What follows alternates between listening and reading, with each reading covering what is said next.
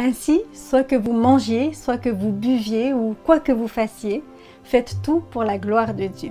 1 Corinthiens 10, verset 31. L'apôtre Paul nous avait déjà habitués à l'idée que nous sommes la présence de Dieu, puisque notre corps est le temple du Saint-Esprit. Donc, la rencontre avec Dieu commence par une rencontre en soi, étant donné que notre lieu le plus sacré nous accompagne. Et s'il nous accompagne en permanence, tout ce que nous accomplissons à partir de ce corps peut ou devrait prendre une dimension sacrée. Voici encore une vision un peu folle dans l'esprit de ce que nous disions dans le texte précédent, mais qui a l'immense mérite de colorer, de sacrer notre vie.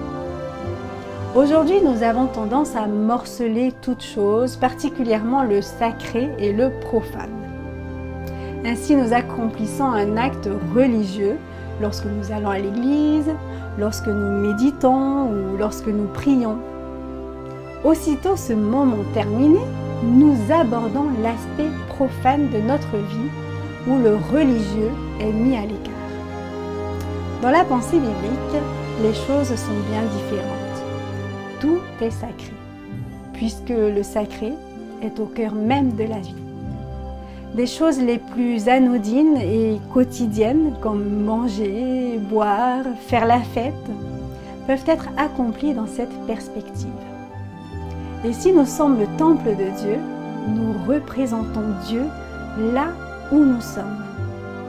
Ainsi, non seulement tout ce que nous faisons peut être fait dans une perspective sacrée, mais tout ce que nous faisons peut même être fait au nom de Dieu. Dieu marche donc avec nos pieds pour rencontrer l'autre. Il passe par notre regard pour sourire. Il devient notre bouche pour bénir. Il écoute l'autre par nos oreilles. Il est notre main pour encourager, caresser ou relever. Et lorsque nous respirons la vie à plein poumon, c'est Dieu qui vit en nous, le cœur au large. Laissez-moi vous raconter une histoire. Il était un sage. Le bruit courut même un jour que Dieu vint lui demander conseil. « J'ai envie, dit Dieu, de jouer à cache-cache avec l'humanité.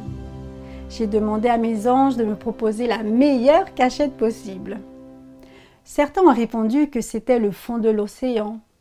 D'autres ont pensé au sommet de la plus haute montagne. D'autres encore m'ont proposé la face cachée de la lune ou même une lointaine étoile. Mais toi, le sage, que me suggères-tu?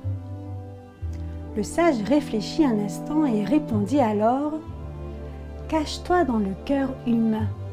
C'est bien là le dernier endroit auquel on pensera. » Une pensée. Si nous ne respirons plus dans le ciel, alors nous suffoquons dans le néant.